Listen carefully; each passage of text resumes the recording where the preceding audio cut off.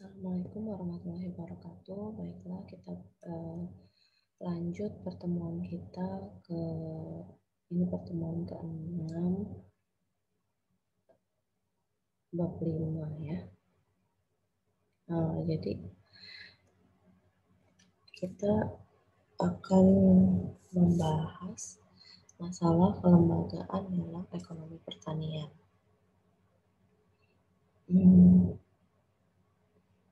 Di sini apa sih kelembagaan itu? Jadi lembaga itu adalah organisasi atau kaidah-kaidah formal maupun informal yang mengatur perilaku dan tindakan anggota masyarakat tertentu baik dalam kegiatan rutin sehari-hari maupun dalam usahanya mencapai tujuan. Jadi kalau kalian ke desa-desa itu biasanya ada lembaga-lembaga kecil di desa. Dia berupa kumpulan orang-orang, tapi ada aturan secara formalnya atau informal. Jadi mereka membentuk suatu perkumpulan ini untuk saling membantu satu sama lain. Jadi ada yang bersifat asli lembaga ini dan bersifat baru. Kalau yang bersifat asli ini biasanya asalnya dari kebiasaan turun-menurun. Jadi ada yang kepemilikan tanah, jual beli bidangnya ya, sewa tanah, bagi hasil, gotong royong. Nah, kalau bersifat baru ini diciptakan dari dalam maupun dari luar masyarakat desa sendiri karena kebutuhan akibat perkembangan zaman. Jadi ada koperasi, badan kredit desa, bimas, kelompok tani. Ini biasanya merupakan lembaga-lembaga formal yang ada aturan tertulisnya dan disahkan secara hukum ya. Kemudian kelembagaan pertanian ini juga berupa norma atau kebiasaan yang terstruktur dan terpola serta dipraktekkan terus-menerus untuk memenuhi kebutuhan anggota masyarakat yang terkait erat dengan penghidupan dari pertanian pedesaan. Nah, kemudian ada beberapa program proyek dengan membangun kelembagaan korsif. Jadi misalnya lembaga yang dipaksakan. Jadi seperti Padi Sentra, demonstrasi massal, kemudian Bimas, bimbingan massal, Bimas gotong royong, lalu Badan Usaha Unit Desa, Koperasi Unit Desa, Insus dan Supra Insus. Nah, pada subsektor peternakan dikembangkan juga program atau lembaga yang dipaksakan itu seperti Bimas Ayam Ras, kemudian intensifikasi ayam buras Intap, lalu intensifikasi ternak kerbau Intek, dan berbagai program lainnya. Jadi masih banyak macam-macam program yang dikembangkan oleh lembaga. Jadi kemudian posisinya sebagai apa? Jadi posisi lembaga ini adalah sebagai peranata sosial yang memfasilitasi interaksi sosial atau social interplay dalam suatu komunitas. Ya. Kemudian kelembagaan ini juga memiliki titik strategis dalam menggerakkan sistem agribisnis pedesaan. Jadi memang lembaga ini dibutuhkan. Jadi meskipun dia informal, tapi ada norma-norma tertentu yang sudah diatur berdasarkan kesepakatan bersama di dalam lembaga itu yang bersifat untuk membantu atau tujuannya itu baik demi kesejahteraan orang-orang yang berkumpul dalam lembaga itu. Nah, di sini ada aspek kelembagaan yang mempunyai peranan penting dalam pertanian. Jadi ada administrasi pemerintahan dan pembangunan pertanian. Jadi gimana administrasi yang baik? Jadi menjamin lancarnya hubungan antara pemerintah beserta program nasionalnya dan aparat pelaksanaan dengan petani produsen, pedagang, dan lain-lain yang berhubungan. Jadi kalau misalnya kita bilang lembaga, itu kebanyakan mindset orang langsung tertuju pada koperasi, KUD, koperasi unit desa, lembaga keagamaan. Jadi Seperti itu yang paling sering atau paling banyak di desa-desa. Jadi lembaga itu juga wajib ya memiliki administrasi yang baik. Jadi demi lancarnya segala proses yang ada di dalamnya. Jadi sebenarnya kalau lembaga informal juga sudah ada ya administrasinya. Cuma masalahnya baik atau tidak baiknya itu. Jadi kalau yang baik itu dia konsisten, kemudian ada programnya, ada catatannya. Jadi ini di sini contohnya ya, ini di bidang administrasi pemerintahan dan pembangunan pertanian. Nah, di sini ada ketua pelaksananya. Jadi kepala dinas inspektur pertanian tingkat provinsi, kabupaten, kecamatan dibantu dengan kepala-kepala dinas lain yang berhubungan. Jadi kayak gitu. Nah, jadi ini kriteria pejabat pelaksananya. Jadi harus mampu memahami latar belakang setiap program pemerintah yang menyangkut bidang tugasnya, jadi mampu melayani keperluan petani, menerima, memperhatikan persoalan-persoalan, dan berusaha untuk membantu mengatasinya. Jadi dibantu dengan administrasi tadi yang baik.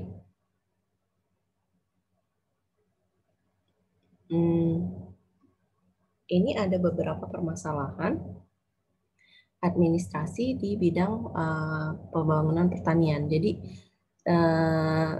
ini ada penelitian Guy Hunter di India. Hanya ini sepertinya bisa kita katakan hampir semua negara yang mengalami hal-hal seperti ini ya. Jadi ada koordinasi antara pemerintah, pelaksana, dan sasaran. Jadi ini ada persoalan di bidang koordinasi ini sangat banyak ya di lapangan. Saya kasih contoh aja, kalau di Indonesia itu kemarin ada program pemerintah untuk menanam kedelai. Jadi seluruh petani diwajibkan menanam kedelai. Waktu itu dibantu ya oleh pemerintah. Tapi karena ada koordinasi yang tidak baik, jadi mereka menanam kedelai, namun varietasnya yang salah. Jadi kedelai yang dimaksud pemerintah adalah kedelai varietas yang cocok digunakan untuk produksi tahu dan tempe. Namun kenyataannya di lapangan, petani yang menanam kedelai itu bibitnya merupakan kedelai yang cocok atau untuk digunakan sebagai bahan baku susu kedelai. Jadi nggak match gitu. Jadi ada koordinasi antara pemerintah, pelaksana dan sasaran. Ini yang masalah koordinasi ya. Jadi dari atas ke bawah itu timbul, maksudnya nyampe-nya terakhir di petani itu yang gagal. Nah, ketika mereka panen berbarengan, pasar tidak bisa menerima karena kedelai yang mereka produksi adalah kedelai untuk menghasilkan susu kedelai, bukan untuk produksi tempe dan tahu. Makanya itu di situ petani rugi, padahal program pemerintah itu sudah cukup baik, namun koordinasinya masih sangat terbatas dan sangat kurang termanage dengan baik. Nah, kemudian yang kedua ini pola hubungan yang senantiasa berubah antara jasa-jasa yang diberikan pemerintah dan jasa-jasa para pedagang. Lalu partisipasi petani dan penduduk desa dalam kegiatan pembangunan. Petani hanya mau berpartisipasi bila terbukti menguntungkan. Nah, ini sering sekali ya di desa-desa. Jadi kayak gini ya, ada program pemerintah mengajak petani untuk bekerja sama dengan perusahaan menanam kelapa sawit. Jadi lahan dari program pemerintah ini dibagikan kepada petani masing-masing 2 hektar. Nah, pengelolaannya itu dikelola oleh perusahaan. Nanti petani akan menerima hasilnya nanti setelah 3 tahun atau 4 tahun dia bisa panen. Petani menerima hasilnya tapi tidak sepenuhnya. Petani harus mengganti biaya bibit, pupuk, dan sebagainya selama masa produksi itu 3 tahun atau 4 tahun. Nah, nanti dibagi hasil. Jadi yang petani terima nanti 4 tahun kemudian itu sangat kecil jumlahnya. Akibatnya apa? Jadi di sini petani pikirannya itu kalau menguntungkan bagi dia, jadi dia mau berpartisipasi seperti itu. Karena dia pikir akan lama mendapatkan uang selama 4 tahun menunggu, dan nanti setelah 4 tahun pun tidak full yang mereka terima, jadi mereka banyak ya petani yang menjual lahannya kembali. Jadi lahan yang sudah diberikan pemerintah itu dijual kembali kepada orang-orang yang luar desa tersebut. Jadi dijual lagi dengan harga misalnya 5 juta, 10 juta, dia dapat cash, uang cash yang bisa langsung mereka pakai. Jadi banyaknya miskomunikasinya di situ, kemudian partisipasi tingkat keinginan petani dalam berpartisipasi itu sangat kurang. Lalu ada permasalahan lain selain itu, selain dari sisi petaninya, kelembagaan juga sering berubah-ubah. Jadi karena kepengurusannya ya memiliki keterbatasan, kemudian dana operasionalnya juga terkadang kurang, makanya kelembaga ini kadang ada, kemudian tutup, kemudian berganti lembaga baru, kemudian tutup lagi, berganti lagi. Nah, itu sering sekali di masyarakat pedesaan. Kemudian ini masalah penyuluh pertanian dan pendidikan pembangunan. Jadi di sini penyuluh pertanian, pendidikan non formal yang diberikan kepada petani dan keluarganya, kemudian tujuannya perubahan perilaku petani agar dapat better living, better farming, dan better business melalui kegiatan pertanian yang efisien dan menguntungkan. Jadi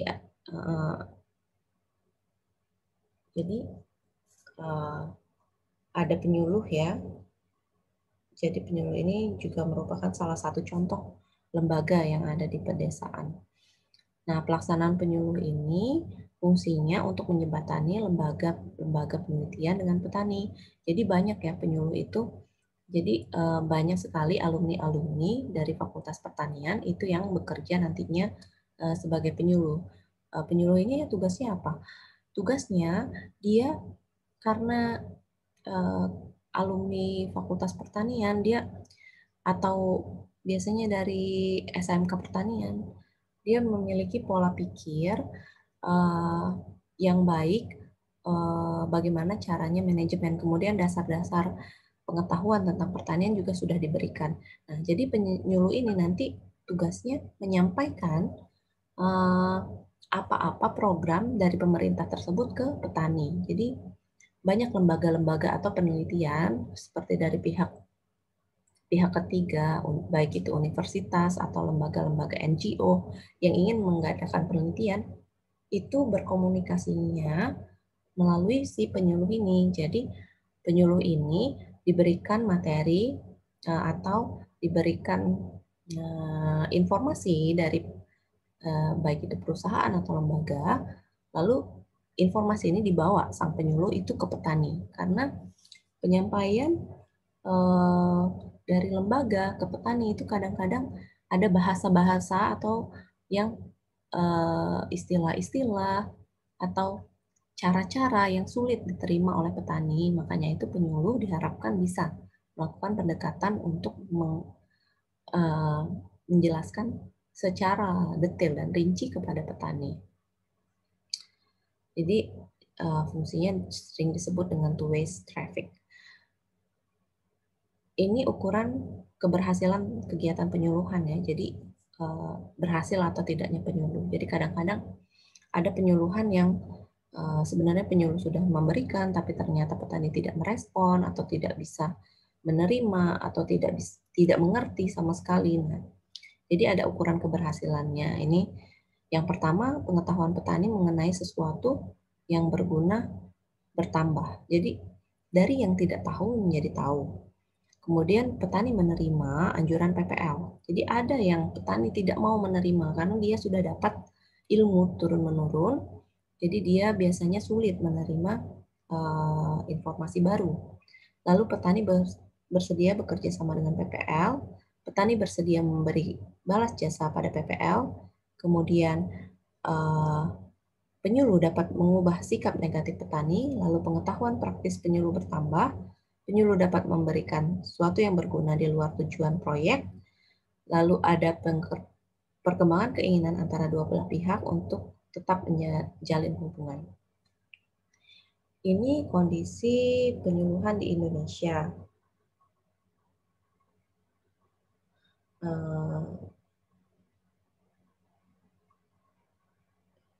Jadi penyuluh bisa juga dikatakan belum berhasil. Kenapa?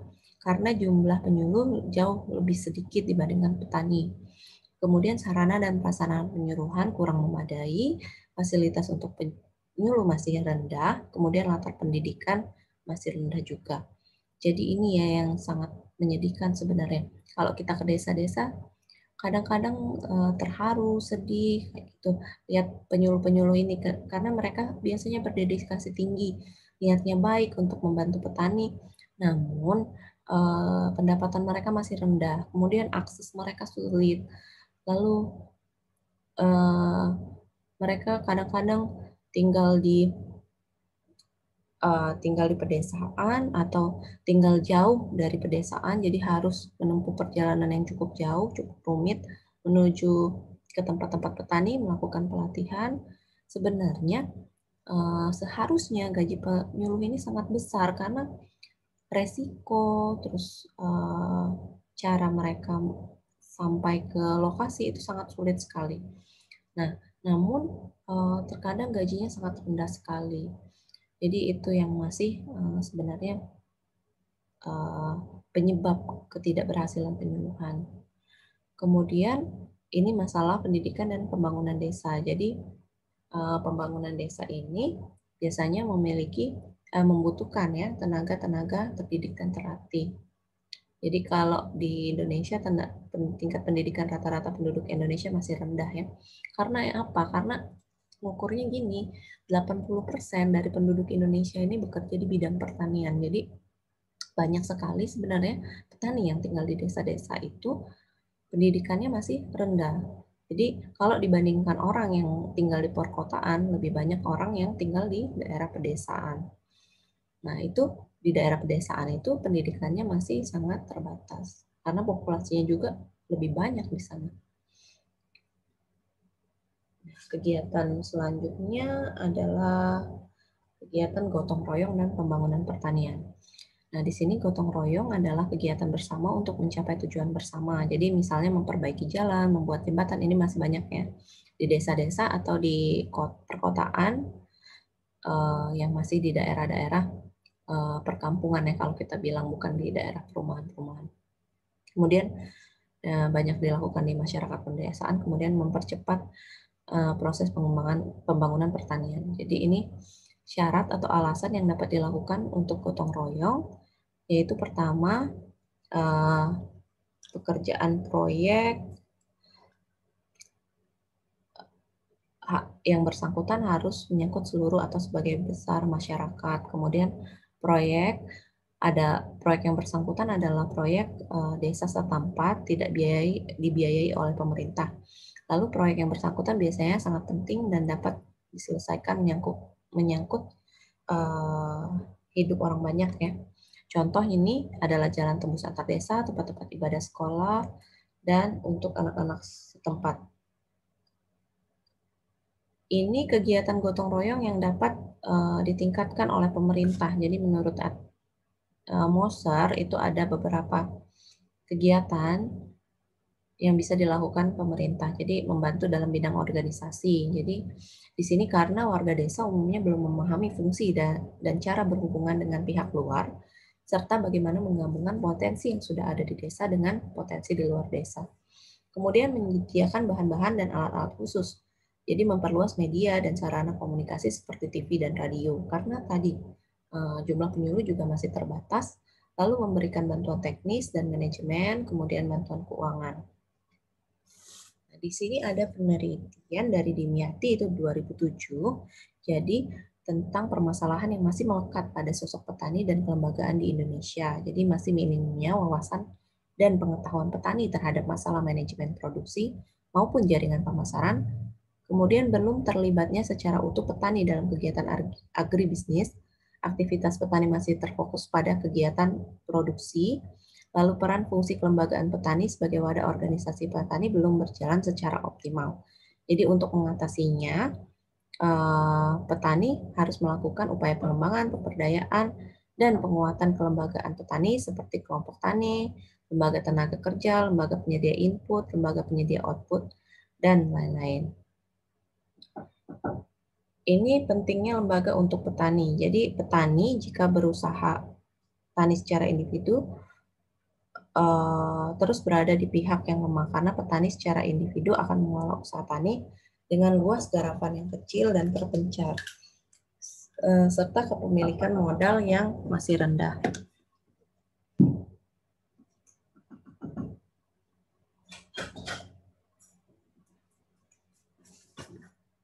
Kemudian pemerintah perlu memperhatikan penguatan kelembagaan melalui kelompok tani, karena dengan kelompok tani maka akan menjadi lebih kuat dari segi kelembagaannya maupun permodalan.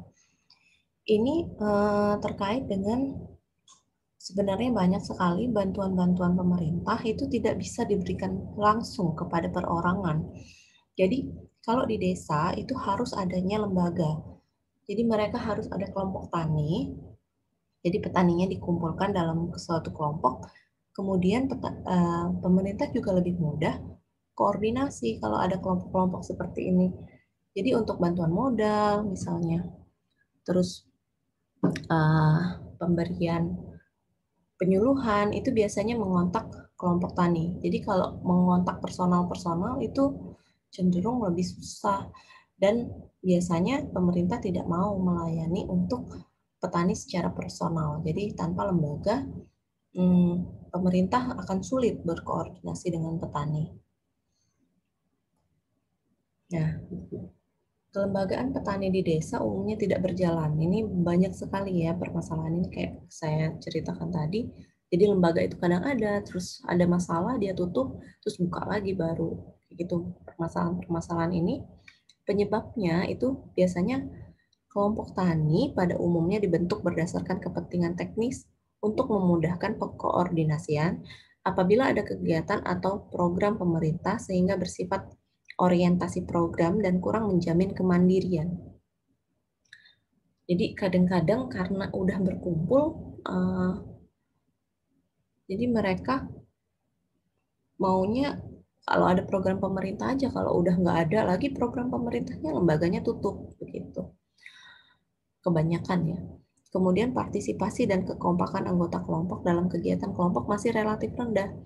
Jadi ini tercermin dari tingkat kehadiran anggota dalam pertemuan kelompok yang masih rendah. Jadi ada namanya buku kehadiran. Jadi setiap ada rapat-rapat atau informasi penting diadakan rapat. Jadi partisipasinya biasanya rendah. Nah, biasanya yang seperti ini lembaganya tidak akan bertahan lama. Kemudian pengelolaan kegiatan produktif, anggota kelompok bersifat individu. Kelompok sebagai forum kegiatan bersama belum mampu menjadi wadah pemersatu kegiatan anggota. Jadi dia mau kerja sendiri-sendiri. Banyak yang seperti ini ya. Kemudian pembentukan dan pengembangan kelembagaan tidak menggunakan basic social capital setempat dengan prinsip kemandirian lokal yang dicapai melalui prinsip keotonomian dan pemberdayaan. Kemudian pembentukan dan pengembangan kelembagaan berdasarkan konsep cetak biru yang seragam. Lalu kesadaran yang perlu dibangun pada petani adalah kesadaran berkomunitas atau kelompok yang tumbuh atas dasar kebutuhan, bukan paksaan atau dorongan proyek. Nah, ini ada 4 kriteria agar asosiasi petani itu bisa kuat ya. Yang pertama, asosiasi itu harus tumbuh dari petani sendiri. Jadi bukan dibentuk karena ada program, karena pemerintah yang nyuruh, karena penyuluh yang nyuruh. Jadi ada kesadaran dari petani itu sendiri. Lalu pengurusnya berasal dari petani yang dipilih secara berkala. Jadi jangan yang itu aja. Jadi ada pemilihan tiap tahun atau tiap 2 tahun, tiap 3 tahun. Jadi petani lain merasa dilibatkan. Kemudian memiliki kekuatan kelembagaan formal dan bersifat partisipatif ya. Jadi mampu mengajak anggotanya untuk berpartisipasi dalam lembaga itu sendiri. Dengan adanya asosiasi petani yang kuat ini, jadi diharapkan petani ini dapat berperan sebagai kelompok yang kuat mandiri sehingga petani dapat meningkatkan pendapatannya dan memiliki akses pasar dan akses perbankan. Oke, untuk kuliah hari ini saya cukupkan sampai di sini dulu. Untuk pertemuan minggu depan itu akan ada kuis, jadi nanti saya share kuisnya melalui e-learning, itu esai dari bab 1 sampai bab kelembagaan. Nanti kalian silakan ketik di Word dan nanti diupload di e-learning juga. Itu kuisnya akan saya kasih minggu depan di jam kuliah kalian. Jadi ada waktu pengerjaan. Waktu pengerjaannya adalah waktu jam kuliah kalian. Oke, untuk lebih lanjutnya nanti diinfokan minggu depan. Terima kasih semuanya. Selamat belajar. Wassalamualaikum warahmatullahi wabarakatuh.